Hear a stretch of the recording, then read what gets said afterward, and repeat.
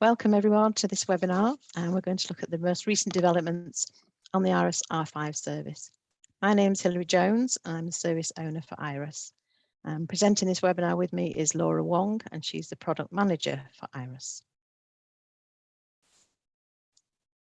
So the outline of the session, we're going to have a look at what we mean by IRUS R5 and an overview of the service, what's happening with IRUS R4, the R5 service's new reports and what you can do with them, the R5 metric types and what is being counted, a look at the IRUS R5 website, and demonstration of the reports and visualizations. And then we're going to look at what's next and what we're working on at the moment. And that'll include demonstrations of the upcoming widget and search features when they're available. And then we'll request for some input and feedback from yourselves. And then there'll be time for questions at the end as well. Okay, so for now, I'll hand over to Laura to talk about IRUS R5. Thank you, Hilary. Okay, so I wanted to start by explaining what we've done with IRUS, why, and what we mean by IRUS R5. So IRUS R5 is an updated version of IRUS that's going to replace the current version as the primary service. So it's based on the latest version of the Counter Code of Practice, which is the standard we use for measuring usage data, which is called Release 5 or R5 for short. So the version of the service IRUS that you're familiar with is based on Release 4 of the Counter Code of Practice. And so you're going to hear us referring to the two websites as R5 and R4. So this is a really major update for us. It's based on a new standard. So you're going to see new reports, a new website, and new metrics. But it's also much more than that.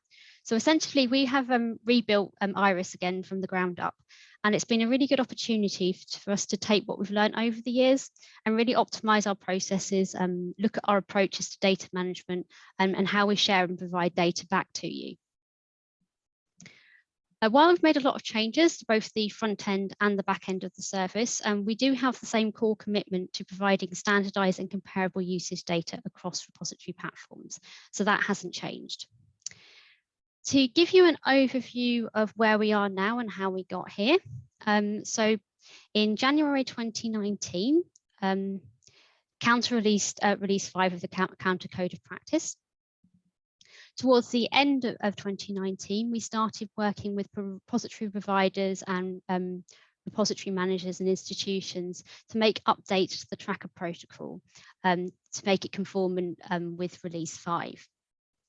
Then from early 2020, we started processing that data to turn them into stats that are conformant with Release 5. And once we had a big enough body of data to work with, we then started developing the new interface and the API. We released the first version of the service in December 2020. And then throughout this year, we've been continuing to work on building on what we've done. We've done more rigorous testing, we've made refinements and enhancements, we've improved the responsiveness of the API and the interface, and we've also carried out a number of data assurance activities. Next slide, please.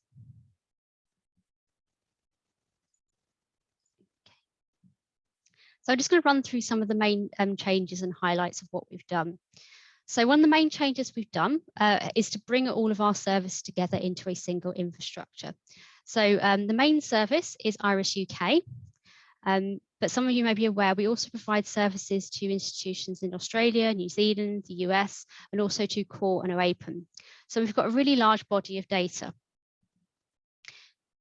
So by bringing all these services together, we're not only creating efficiencies, we're also improving our ability to detect robot and rogue usage. And it's also going to give us a lot of opportunities for you and us to explore this larger aggregation of data. It will enable you to make comparisons internationally as well. Another main feature of the service is that it's going to be completely open. There will no longer be any login required, and this is going to make it much easier for you to share information with researchers and others. As mentioned, we've needed to make it conform with Release 5, and I think the main difference you're going to notice here, and Hilary will talk a bit more about later, is that in addition to providing counts for full content or downloads, We're also capturing views associated with a record, so metadata views and item page views. We've also significantly reduced the number of reports, but we've replaced these with very flexible reporting tools that will enable you to tailor reports to your specific requirements. And here he's going to demonstrate those later. You'll also see that we've made some real improvements to the labeling and the organization of our website. So it's now much more intuitive and task focused. And lastly, we've created a much more flexible API and made it much more prominent on the website because we wanted to provide access to this data in a range of ways and allow you to surface the data more easily. So in fact, all of the reports that we'll be showing you are all driven by our API. And later on in the webinar, I'm also going to be demoing the new widget that we're working on, and that's really going to make it much easier for you to embed IRUS data in your repositories and websites. Okay, next slide, please. Okay, so what about IRUS R4, the current service that you're familiar with? So at the moment, we are running both services in parallel. So we're processing 2 sets of data and providing access via 2 websites. Obviously, this has a maintenance overhead and isn't going to be sustainable in the longer term. So our plan is to archive the R4 site. So what this means is we're going to retain access to all the past data, but at some point we're going to stop adding further data to it. We haven't decided fixed a date for this yet, but it's likely to happen sometime in early 2022. And obviously we'll give you notice of when this will take place. So you won't lose access to any of the data, we'll just shift to doing release 5 data only. So we're not planning to do any further development work on the portal, except maybe to tidy it up and streamline this a little bit. All of our development work is going to be focused on the new service. So right now, we really want to start encouraging everyone to make use of the new version, which is why we're running this webinar. And shortly, you'll be seeing some notes appearing on the current website, pointing more people to the Release 5 service. And at some point early next year, probably in January, we're going to be switching over to making the R5 service our primary service. So while you're watching this demo and this webinar, I'd really like to start considering how you would go about switching over to the new service and what you need for us to help make that transition smooth for you. Okay, thank you, Hilary. I'll hand back over to Hilary. Thanks, Laura. Okay, so IRUS R5. For the IRUS R5 service, we've processed the data back to January 2020. As mentioned earlier, the R4 data is still available for historical purposes. As now we'll have access to data across all the IRUS family, we've updated our exclusions for robots and road usage. Counter also updated their exclusion list in R5. As a result of these changes, we've written a guide specifically about comparing IRUS R4 and R5 figures, and I'll talk about that later in the demonstration. As Laura mentioned, we've greatly reduced the number of reports. We're now down to 3 reports, but at the same time, you'll see that we've added much more functionality into them. The reports and visualizations are based on counter master reports, so they're all still counter conformant and they're consistent with other providers of counter reports. The platform master report shows usage data at the repository level, so platform equates to repository in R5 terms. The item master report shows totals and details at item level, and this report covers basically all of the individual reports we had in R4, but all in one report. So this includes the ability to look at usage, say, for all or individual item types. So it replaces all the separate article, book, journal, theses reports that were in R4. The individual item report gives the full details of an item with a direct link to the item in its repository. And the detailed results of this report can also be accessed directly by clicking on the title of an item in the results from the item master report. So even though there are fewer reports, they should enable you to view total usage for a repository and or institution, view total usage for different item types, identify the most used items across all item types or by individual ones, identify country of use, compare usage, total usage of selected repositories by item type, view individual item level details, And as I say, we've also written several guides now, which we didn't have before, specifically aiming at helping you using IRUS and working with the IRUS data. And I'll point these out in the demonstration. So when you come to access and view your usage statistics, we hope you'll find that the reports, even though there are a few of them, are both detailed and flexible enough for you to be able to create reports that suit all your reporting needs. The reports are driven by the API, and Laura will be able to demonstrate this on the widget later. So just before I go into the demonstration, I wanted to mention the metric types and what are being counted. There are 4 metric types in Counter R5 that are relevant to IRUS. The total item requests counts the number of requests for the full content of an item. And this metric is the closest equivalent to what we counted in R4 as successful download requests. We also have the unique item requests, which deduplicates these requests from when multiple file types are downloaded from the same item in the same user session. We also now in Counter R5 have investigations. So we have total item investigations, which, as Laura mentioned, it counts the views of records associated with an item, such as metadata about it, as well as the full content. And the unique item investigation deduplicates these views of the same item in the same user session. So to note here that the two investigation metric types are only available once repositories have implemented the R5 tracker. Just to point out, in the case of repositories using Pure, this isn't possible as Pure haven't implemented the R5 tracker. So now I'm just going to go into the demonstration. So I'll stop sharing that and I'll share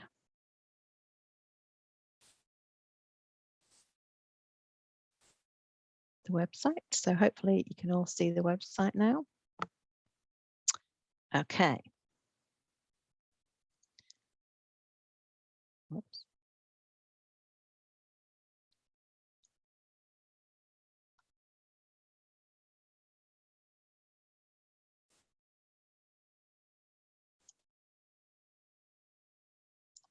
Can you all see the website Yes, now? we can. Thank you, Hilary. Yeah, thank you.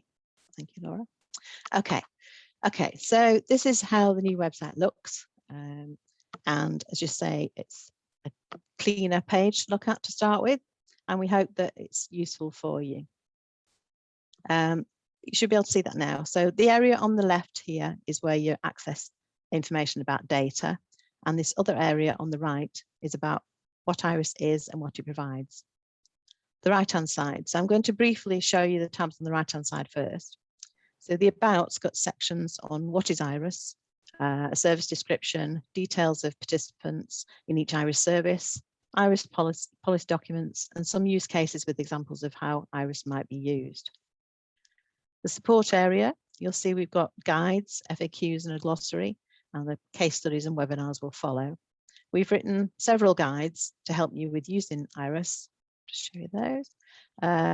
Several guides on using IRUS and also how to work with the IRUS data. And the one I referred to before is the comparing IRUS counter release 4 and release 5 figures. But at least we've got those now as guides. Communications just got links to the latest news and papers and presentations we've given. And then the final one in this area is participate. So it's got how to join, which will be made more prominent, hopefully. And also the joining details are different depending on which IRUS service you're in. And we've got a bit about how to implement the tracker. So how to implement the tracker here. And we've got a list of all the software platforms we support and details about them on this page. So when I mentioned before about depends which service you're in, you'll see here we've got something called service. So when you look on that, from here, you've got easy access to switch between all the IRUS services from this one website. And you'll also see the links at the bottom there to the IRUS R4 version websites. So it's easy to get across to the R4 websites if you want to have a look at those as well. By selecting the service, what you've selected is shown here. So at the moment we're in IRUS, so you can see IRUS up here. If I'm going to change now for the demonstration purposes, I'm going to go to IRUS UK. So click on that, and obviously you'll see here, but throughout you'll see it listed up here as well. So now we'll concentrate on the left-hand side. The left-hand side here, so we've tried to arrange things under the reports and functionality under the tasks you're likely to do. So I'll briefly go over these. We've got embed, so under embed, we've got the information about the API and the Sushi server, which is if you're wanting to harvest data into your own systems. And we've also got information about the widget here, if you're wanting to embed into your own websites, and Laura will cover this later. Manage at the moment is blank. Obviously, it will be expanded, but this is going to be for non-usage related reports. So things like looking for duplicate DOIs. But the main things I'm going to focus on now are obviously the report and the visualize areas. So report, as mentioned, we've greatly reduced the number of reports, but the new ones give you much more flexibility and options. So looking at this drop-down menu, you can see the reports available, and you can access them by clicking on them directly here. Or if you click on the report tab itself, it does bring you up a little bit more information about them. So the custom platform master report is at the repository level, which is platform. And you'll also see we've got two reports at the item level. We've got the custom item master report and the individual item report. In this R5 service, we've made it easier to identify institutions and repositories. This means you don't have to know or remember what the name of the repository is. You can search by institution. So if we go into the first report here, custom platform master report, so this is at repository level. As it says, you can select up to 5 institutions here.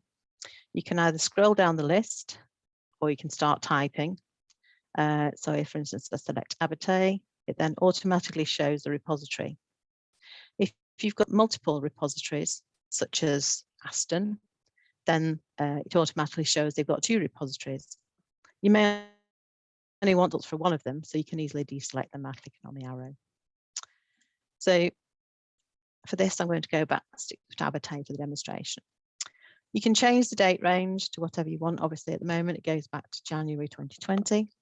Again, you can either use the arrows or just from the pull down. So I'm just going to select a couple of months for the demonstration to keep it fairly brief.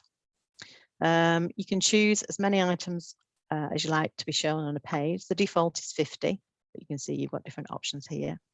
And then you've got filters. So we've got like country information, the default is all, but you can be selective.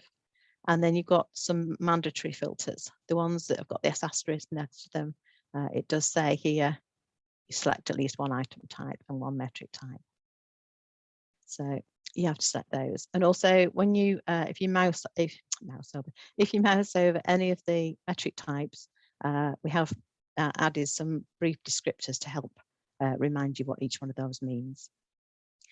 So this section here with filters allows you to select what goes into your reports and what's included. And then we have an optional section as well, optional columns to include to give you a bit more breakdown of information.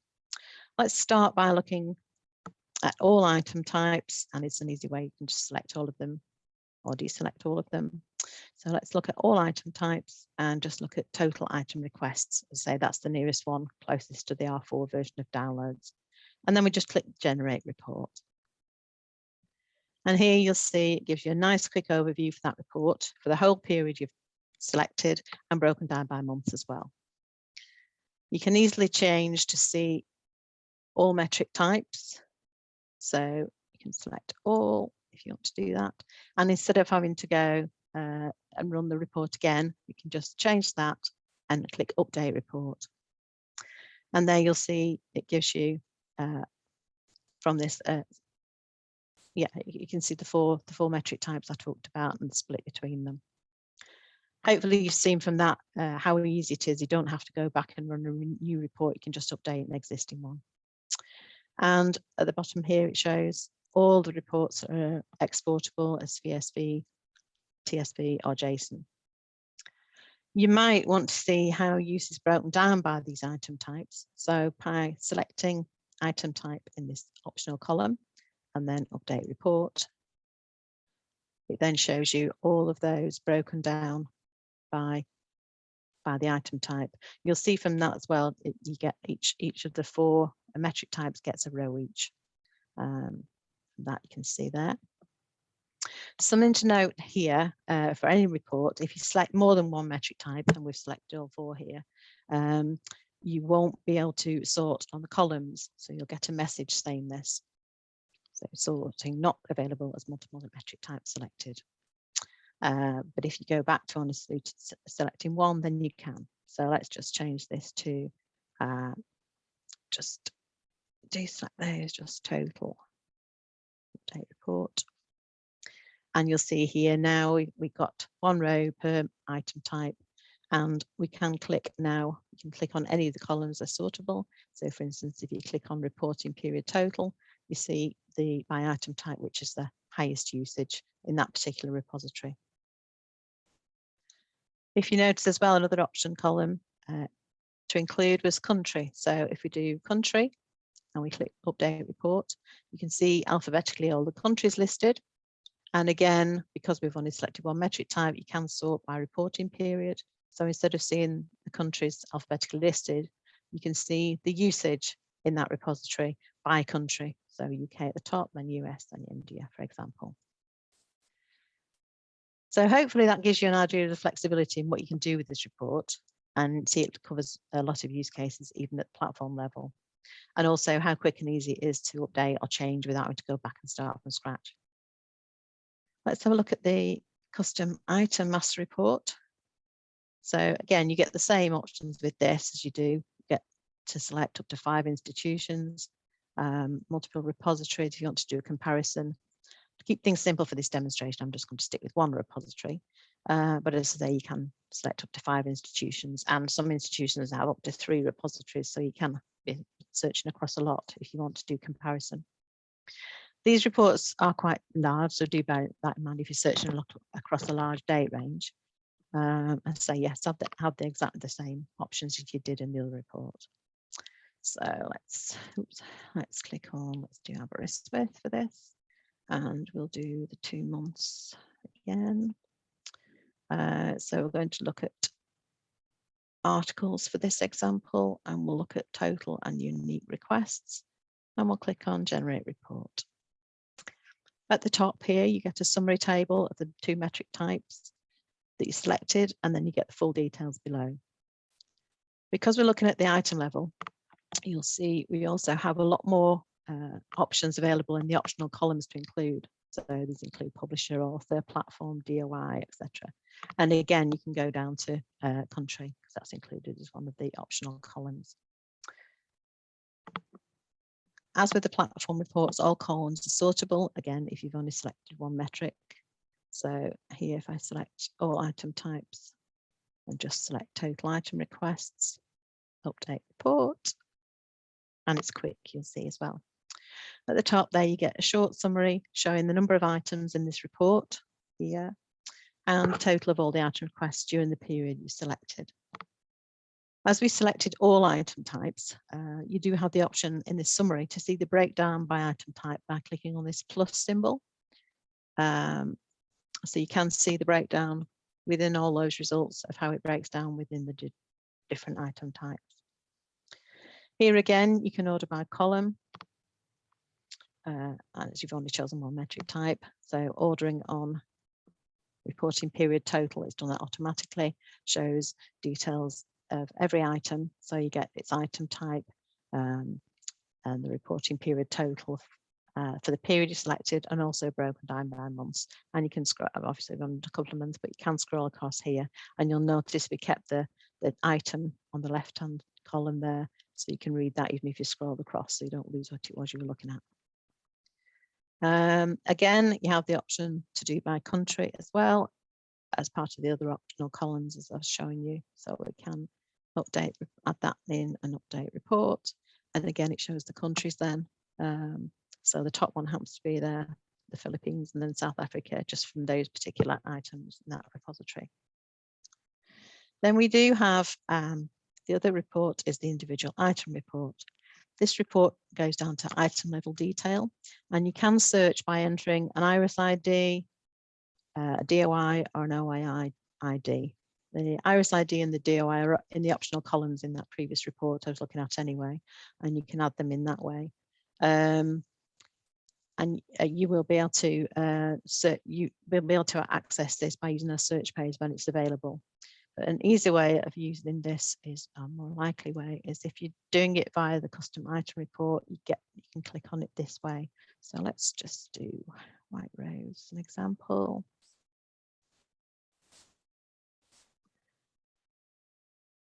We won't select key theses. We'll just select articles and total item requests.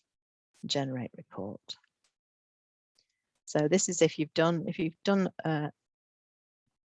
used the custom item master report to do a result. As I said, the easiest way to get to the individual item reports is by clicking on any of the titles. They're all now linked that are in this report. So for instance, we click on this one and it opens in a separate tab, and this is the individual item report. You'll be able to use other identifiers such as title and author to search for this using our search page when that's available, and Laura will be mentioning that in our upcoming developments. But this is the easiest way, the best way, most direct way of getting access into the individual item report. You can only select one metric type at a time in this report, and this shows details then of the title, the author, item type, DOI, the URI, and metric type. The URI here links directly to the item in the host repository. And then the full repository, the report below shows the usage data figures for the reporting period is selected and by month. You can't select a date range in this. This is totally dependent on the individual item. So the months shown depend on the individual item from the first month with counts to the latest processed month. You also have the option, see here, of showing a breakdown by country, and you can see this by selecting show breakdown by country and update, click on update report, or by clicking on the plus symbol in the report's results. That's the easiest way of doing it, and you can see that then shows a breakdown that way, and it's automatically showing the highest reporting period total, so the country involved. If you also notice here within this summary, the DOI has an I button next to it. This shows that multiple items have that DOI. So you can have a look at the consolidated report by clicking on that. And you can now see that this item is showing up in 2 host repositories. So White Rose Research Online and also Manchester Research Explorer. This then gives you the option to show breakdown by platform. So again, you can select it here, as you could with that one, an update report, or you can click on the plus button to show that one. At the moment, they're all White Rose at the top. But there's 2 ways of having a look at that, going down to platform and country detail. Okay, I think that's it for reports for now. Let's go on to visualize. So visualization, we thought obviously the most common used thing, the most common used searchable thing is the look for the top items. So this is the first visualization we've created. By default, this shows the top 20 items across all IRUS UK repositories, all item types for the latest month. It's showing across IRUS UK because this is a service we're looking in now, but you can change if you want to look at across all IRUS services, but we'll stick with UK for the minute. You can also, this is showing across all repositories. You can change that to just show your own institutional repository if you want. So, for instance, it's quite easy to do that. Let's look at, well, just like by repository, I can select by institution, and it just shows that. That will just show the University of Cambridge and Apollo, just their top 20. Go back to all. Again, there's lots of things you can change here. You can also change the item type, whether that's a particular one, or you can leave it as all. You can search by change the metric type. You can change the start and end date of this that you want to look at, and also choose how many results to display. The default is showing 20, but you can change that anything between 10 and 50 in increments of 5. Something that you can do we've added a new thing to this. You can highlight your own repository if you want. So for instance, let's say we're looking, this is across all the top 20 for all UK institutions. But if you want to highlight your own or any other repository, let's just do Nottingham Trent in this case, by highlighting it.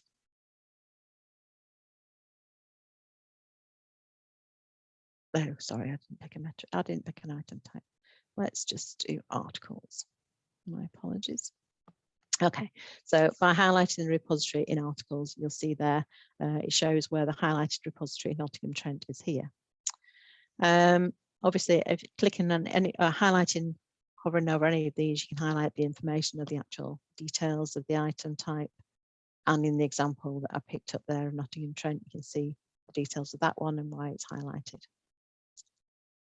Hopefully you'll be able to see that's quite a flexible visualization with many options to choose as well. So I think that's it for me from the demonstration, but I'm happy to take questions later.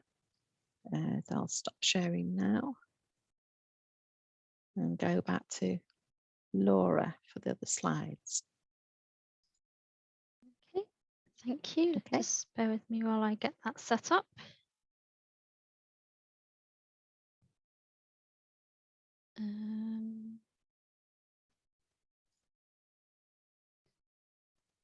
That's what I want. Share screen, PowerPoint. Okay. Can you see my slides, Hilary? Yes, yes, I can. Yeah. Okay. Okay, so we've got lots of ideas for further developments, enhancements to IRUS, and I'm going to share some of those with you now, and hopefully get some of your feedback on where we should be prioritising our efforts. Right, so the individual item report Hilary just showed you is a new feature. We introduced it a couple of last week, I think. And we did it in conjunction with a few users and got some feedback from them on further developments. So we've already highlighted a few things a few enhancements we want to make to the individual item reports, and I've listed them here. So one idea is to have a link back to the legacy stats in R4 for the same item. So that makes it easy for you to identify the full history of the item. Another thing that's come up is the need for daily counts. So looking to introduce the last 6 week of daily counts into the individual item report. So as we mentioned, we are collecting stats from core. At the moment, we're not surfacing those in IRUS as we need to tidy up and think about how we manage that data. But we definitely want to get core stats in that report as well. And we're currently having discussions with Digital Science about including altmetrics and dimensions badges. And of course, there may be other items that you would like to see. So now I'm just going to, oh, actually, Hilary, could you launch the poll? We're just going to run a quick flow. So we're going to plan to include all of these features, but we'd like to get an idea of what you would most like to see. So we're going to run a poll, and if you could just indicate what your top feature would be from this.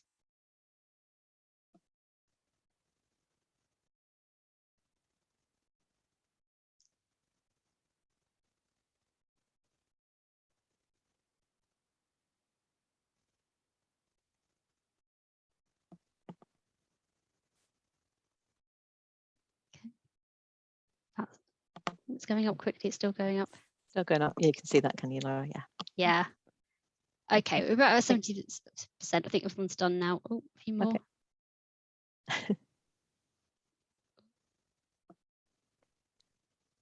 Okay. Okay, should we end it? I think if we end it, then you can see the results. We just take a screenshot. Okay. I think so. Is that right? Oh, share results. There we go. Oops. Okay, so hopefully you can all see that on the screen at the moment. So it looks like the top most requested item would be a link back to the R4 stats, and then daily counts, core stats, and altmetrics are included about even. Okay, thank you for that. And there's somebody else put something in the chat, which will Chris Biggs has put it like counts by ORCID ID. Okay, yep. Okay, stop sharing. Okay. Okay.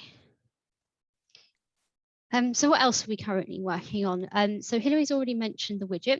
So at the moment, we've got a platform widget available via the website, but we're working on an updated version of that. So that's providing stats at a repository level, and I'm going to demonstrate that in a minute.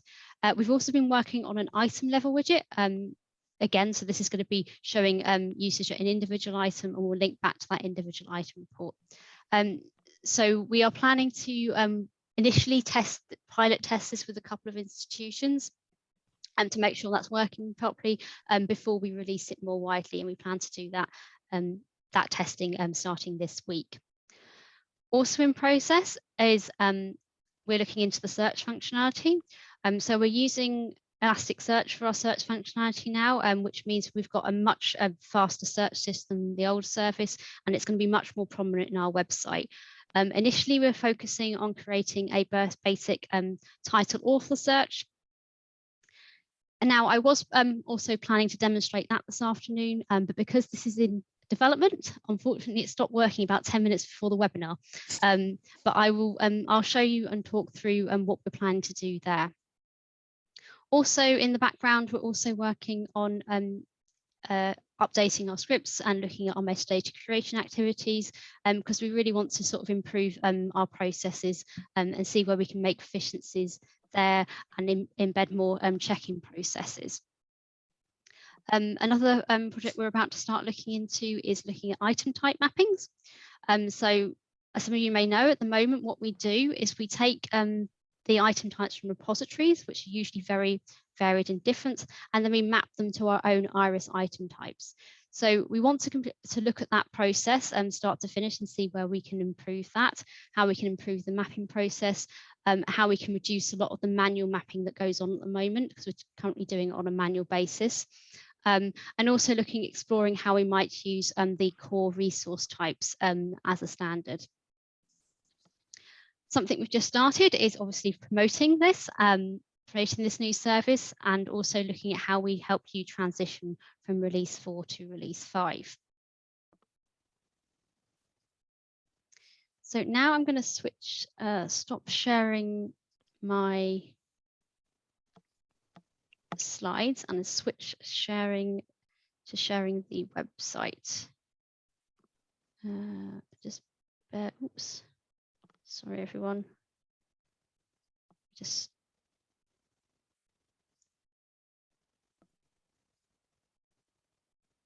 make sure I get the right page up.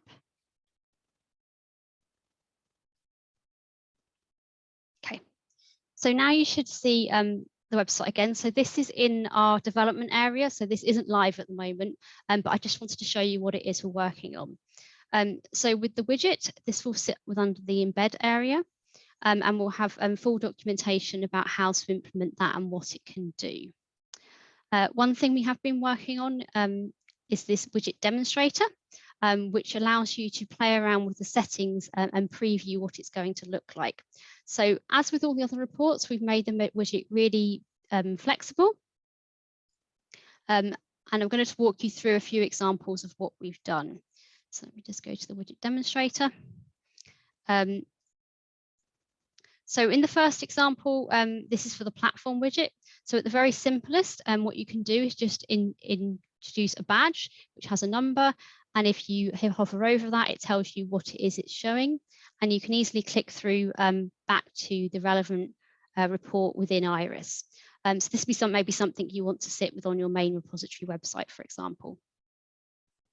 But it may be that you want to show a bit more information.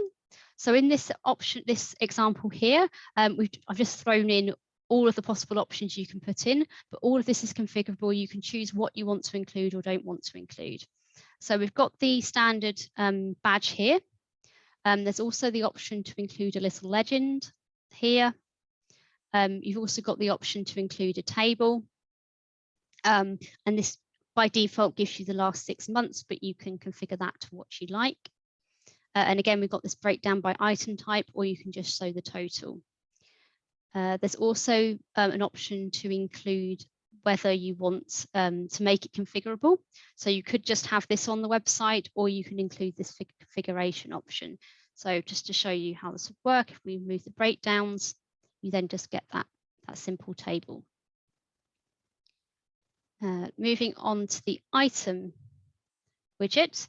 Again, it's the same sort of thing. It's a simple badge with a number, and if you hover over it, it will tell you what it's showing, and you can configure what that number would be. And again, if you click on this item, it would go through to the IRUS website. So the idea of this one is this maybe sit on an item page within your repository, maybe alongside the dimensions and old metrics badges if you use those, and it will link back through to that item within IRUS. Again, if you wanted to show a bit more information, so we've had requests, for example, to have the legend available, so that's clearly visible. So you may want to include the badge and this legend. Again, you can also include these breakdowns of a more detailed table if you wish. You can include the item information.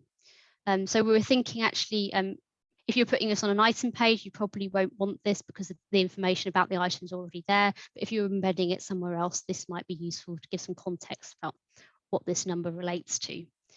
And again, you've got the option to include these configurations, or you can just leave this out.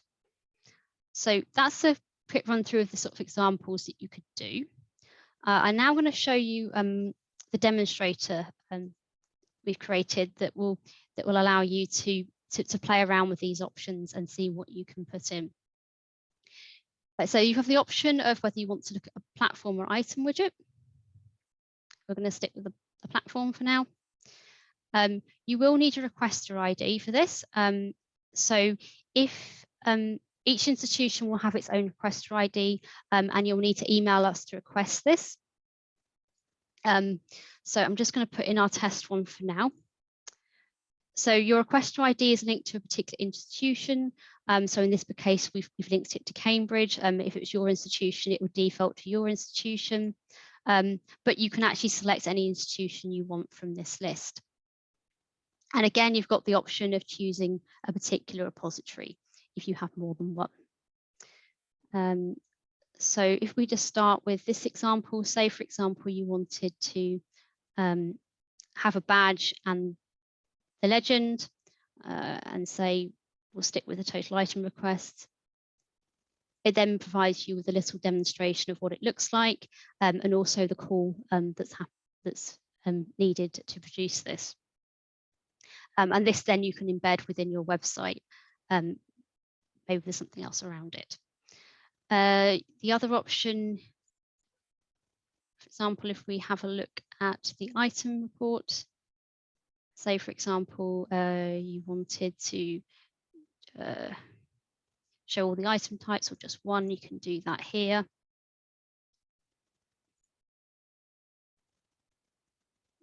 Okay, and that's again just for an example. And you can change and swap and change which information you want to include or exclude here. So, for example, if you want to include the legend, just update and it will include that. So hope you can see that's very flexible. So we try to make it fit for any purpose. And we're currently, as I say, going to be pushing this out to a couple of institutions to test this initially, and then we'll be releasing it more widely. You'll also notice that, say, we've got the search button here. This is in a much earlier stage of development, and we're still really testing out what we can do with Elasticsearch and going through quite a few iterations.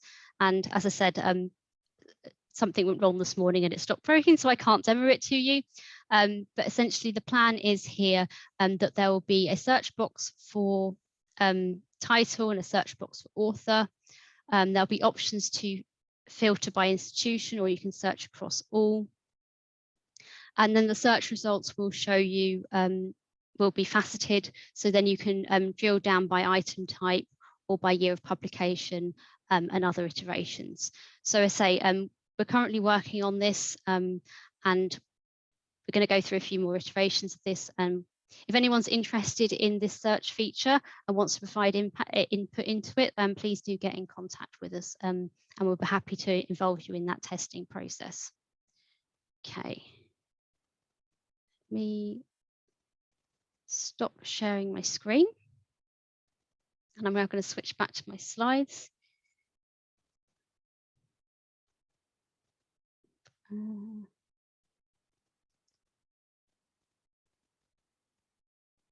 Sorry about this. Share screen, PowerPoint, share. Okay, so just to talk through some other work we've got planned sort of over the next 6 months or so. So one of the things we're going to continue to do is to enhance the API. So that's quite important because it underpins a lot of the data sharing and the provision of data that we're doing. We've already had one mention of ORCIDs. We're also looking into things like funder data and generally other sources that we can use to enrich the data we've got in IRUS. So in these cases, initially, we will be thinking about harvesting this data from repositories when available, and then thinking about how we might surface this and use this in IRUS.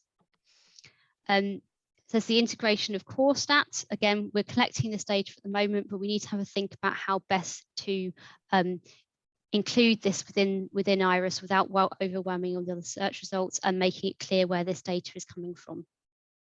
And we also need to do some mapping between repositories. We're also thinking about including some quick reports and views to meet the most common use cases. So as Hilary has shown, we've got 3 very flexible reports at the moment, but we want to explore whether there's any demand for quick views that you can maybe just run in a few clicks. We need to do some further work on the management and admin reports, so maybe looking at duplicate DOIs, item type mapping so that you can see how we've mapped item types within IRUS, and the ingest stats. So this would be looking at the data that we're receiving from you and what filters and exclusions we're applying to it. We want to continue working on search. So once we've done the basic search functionality, we can explore further how we might use search in a more advanced or sophisticated way. We can produce further data visualizations if there's demand for that. And also we'll be looking at research data in contact with the new code of practice for research data. So at the moment, research repositories are included in R5, but we understand that research data is different from articles and publications, and it's used in a different way, and therefore it needs to be treated in a different way and surfaced in a different way. So one thing we'll focus on next year is looking at how we surface usage data about research data. Okay, so that's what we've got planned over the next 6 to 12 months. And we'd really like to get sort of an idea from you where we should be developing our effort, where your interests are. So I'm going to run another poll now, and I'm going to allow you sort of 3 votes and to pick your top 3 areas you would like us to focus on.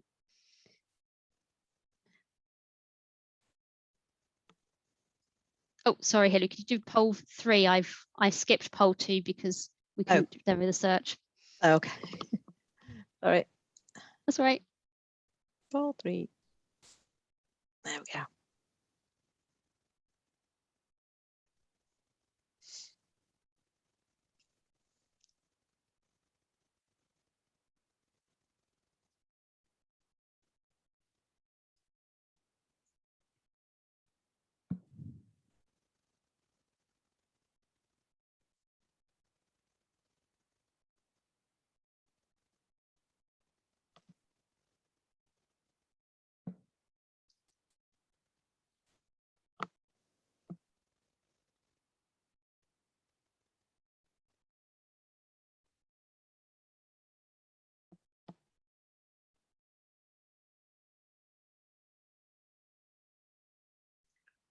Can you want me to end that? Yeah, that's good now, thank you. Okay. Hey, thank you, everyone. Yeah. Hope you can all see that. So it's looking like enhancing all the data sources, so ORCIDs and funded data has come out top, followed closely by the management reports. Okay, and it puts interest in all those areas. Okay, thank you very much, everyone. That's really helpful. That will help us focus our efforts over the next few months. Okay.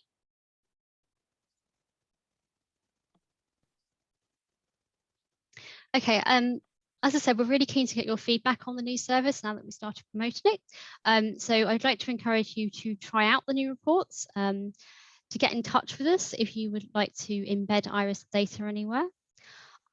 Next week, I'll be releasing a short survey to try and capture some feedback, and it'd be great if you could fill that in. If you want to come and speak to us about how you might want to use the data, please do. We're happy to have a conversation, do another demonstration for you. I'll also be calling out for individuals to take part in interviews over the next few months as well. And also look out for information about our new user groups next year. So at the moment, we have a great community advisory group who's been advising us on the development of IRUS over the last, since it's been going for a number of years. But we're looking at reviewing the structure of our user groups going forward. So we'll be releasing some further information in the new year about various ways you can get involved and take part in our user groups to help us develop IRUS further. Well, thank you very much for listening. That's all I wanted to say now, and so it's over to you if you have any questions for us. Okay, so cover the questions in the chat first, Laura. So Chris Biggs mentioned, counts by ORCID ID. That was an answer to the first question we were talking about. Helen Cooper, sorry I arrived a bit late. Will we still get duplicate reports like that? So yes, there have been the duplicate reports in the manage area eventually, but not just yet. So you will be getting them, but not just yet. I guess that's the answer to that. Linda Kerr, do you know when Pure will implement IRUS R5? Well, that's a good question, Linda. That's up to Pure, and at the moment they're not doing it. I think we're still reliant on Pure user group pressure for that. Does anybody else have any comments on that, Laura? I don't really have much to add. We have approached Pure a number of times, but essentially they won't progress anything unless there's sufficient demand from their user community. And I think they see the UK community is quite small. If there's any pressure you can provide to them to encourage them to implement this change, that would be very welcome. But there's not much we can do until Pure have made the decision to implement it, and then we are happy to support them however necessary. Yep, we are. Chris Biggs, he's put nice badges. So that's good. Karen Rowlett, with the widgets, will it stick with the date range you entered, or will it be a rolling 3/6 months? So the default is that there will be 6 months. So if you don't enter a date range, that's what it returns. If in the demonstrator I put, that was purely for demonstration purposes, so that you can see what it looks like. If you were implementing it in your own website, you would need to put something in place to pick out the appropriate date range. Dave, I don't know whether you have anything you want to say on that. Possibly not. No, we've just got a default in there for the last 6 months, so it's from the most recent month processed, going back, including the previous 5. So by default, if you don't give it any dates at all, that's what will show. But you're free to put whatever dates in you want to. Thank you. Okay. Helen Cooper says question answered. That's about the duplicate DOIs. Robin Rice, great demo. The IRUS widget looks a lot like the Altmetrics logo / badges. Does it ever cause confusion with users? That's an interesting project, because actually when we've been talking to the institutions we work with to develop these, there was a lot of, can we have it like the Altmetrics and Dimensions badges? So I think the idea is that having a similar sort of set of badges, they could sit next to each other. But I don't know about, we haven't released this yet, so it would be interesting to get thoughts on whether that's going to cause a problem. That is the IRUS logo, isn't it? So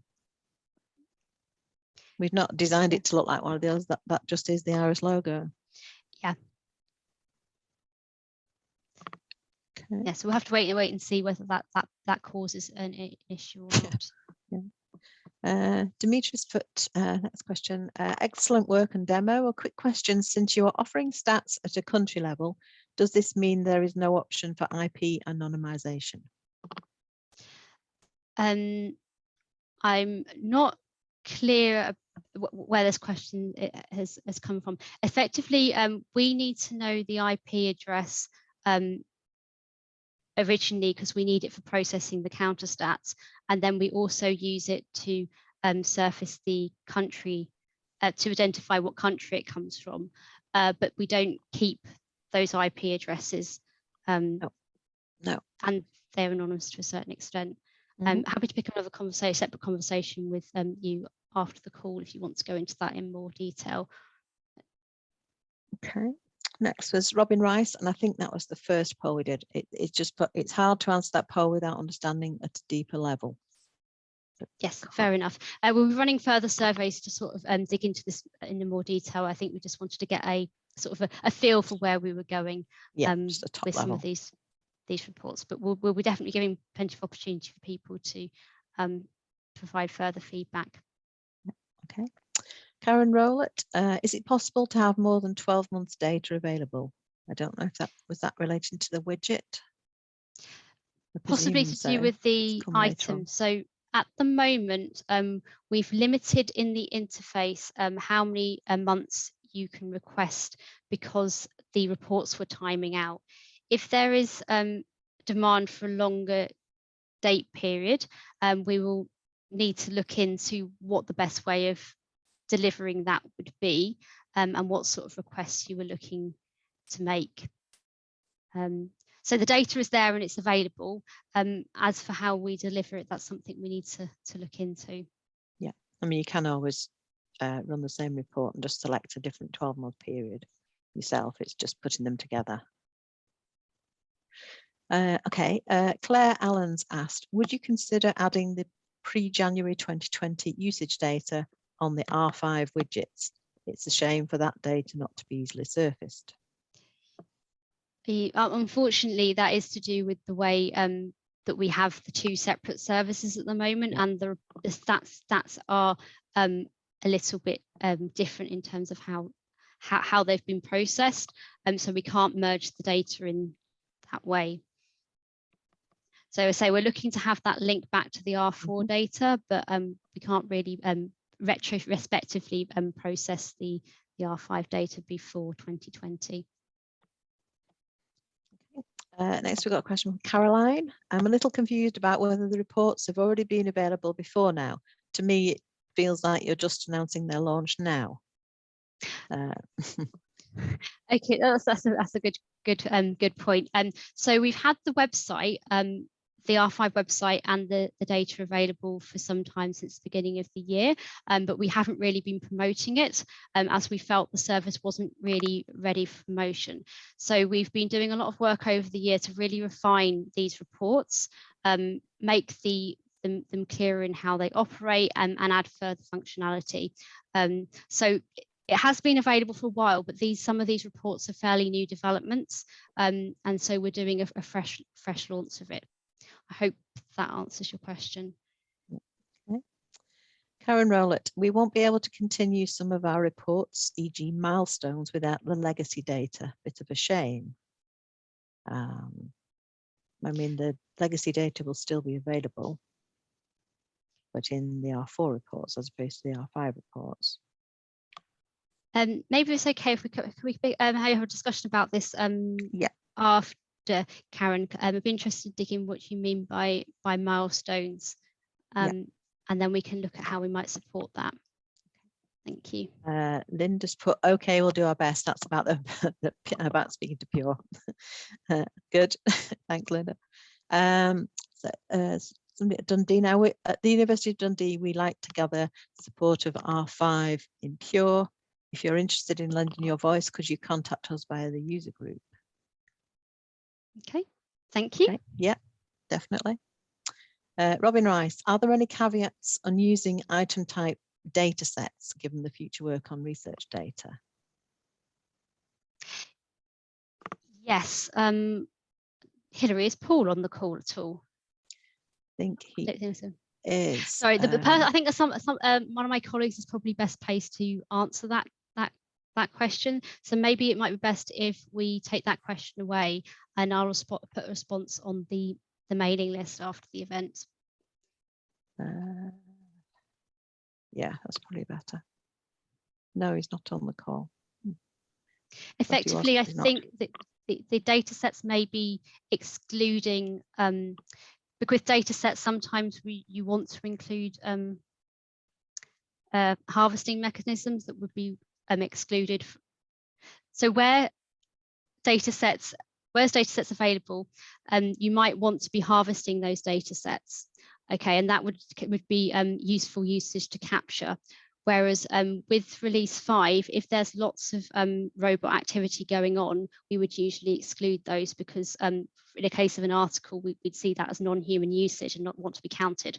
Whereas with data sets, you'd want to include that non-human usage collection as well. I think that's the best way of putting it, but we'll give a fuller response on the list. Caroline was asking about the confusion about the reports just being available. She just put, thanks, it does answer my question, but I was hoping that the reports that I've been using since your previous soft launch have been robust. If they've been under development, ... No, the report, you would have been able to use the R5 reports previous to after the previous soft launch until now. Yeah, the reports, we did make some changes, but if I follow up with you afterwards, and we can have a chat about which reports you've been using, and whether that has had any effect on you. Yeah. And then Robin Rice has just put data sets. It might be about where, answering the question, it might, oh, Caroline said, great, thanks. Robin said data sets, it might be about where multiple files in an item are selectively downloaded, question mark. Yes, that's also another thing to pick up on, is the multiple files. Multiple files, yeah. Yes. Okay. Yeah, there's a couple of points there. So Paul is working quite closely with Counter to develop that new code of practice, and that we then be implementing next year. Yeah. Okay. Just put, sorry, it's got to go. Thank you. Okay. There's no more questions come in now. Robin said thank you. No more questions come in, so hopefully that's everybody answered.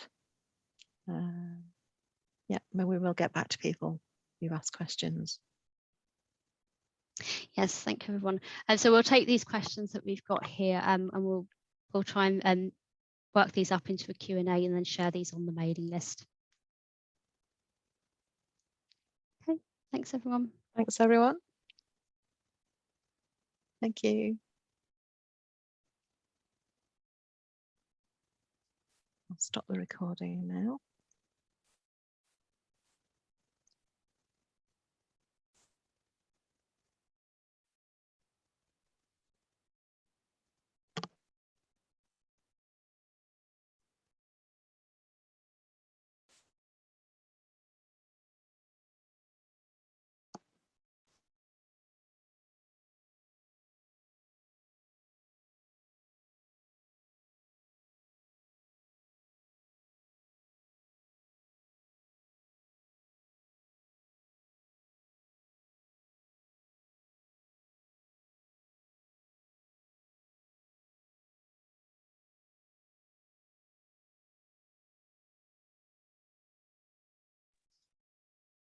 Oh, thank you, Karen, for that additional context about the milestones reporting. I understand what you mean now. Yeah, we'll have to think about how best to report that. I guess the other thing is that we only count data from when a repository joins IRUS, so it's never really necessarily the full history of the item. But yes, I can definitely see why that would be a useful milestone, and we can think about how we might work that in.